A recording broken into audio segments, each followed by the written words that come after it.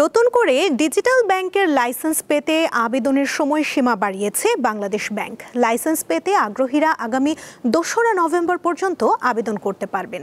সোমবার বাংলাদেশ ব্যাংক এক বিজ্ঞপ্তিতে এ তথ্য জানিয়েছে। গত 1 সেপ্টেম্বর থেকে ডিজিটাল ব্যাংকের লাইসেন্স পেতে আগ্রহীদের কাছ থেকে আবেদন জমা নেওয়া শুরু হয়। আবেদন জমা দেওয়ার শেষ দিন ছিল 30 সেপ্টেম্বর, আর এখন আবেদন জমা দেওয়ার সময়সীমা 1 মাস বাড়ানো হলো। বাংলাদেশ ব্যাংকের নীতিমালা অনুযায়ী ডিজিটাল ব্যাংক পরিচালনার জন্য প্রধান কার্যালয় থাকবে, তবে সেবা প্রদানের ক্ষেত্রে এটি হবে স্থাপনাবিহীন।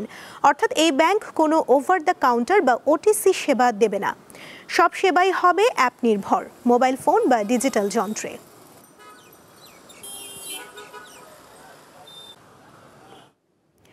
প্রবাসী আয়ের সঙ্গে রপ্তানি প্রবাহ বাড়ায় বাজারে ডলারের সরবরাহ বেড়েছে।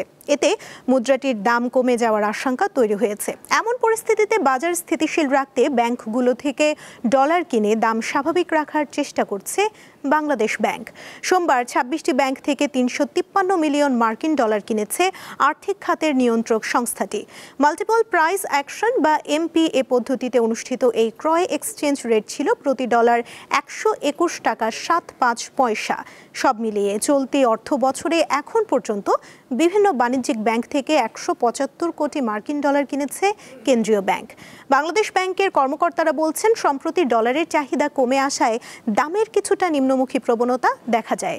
এ অবস্থায় দাম আরও কমে গেলে রপ্তানিকারক ও রেমিটেন্স পাঠানো প্রবাসীরা অনুৎসাহী হয়ে পড়তে পারেন।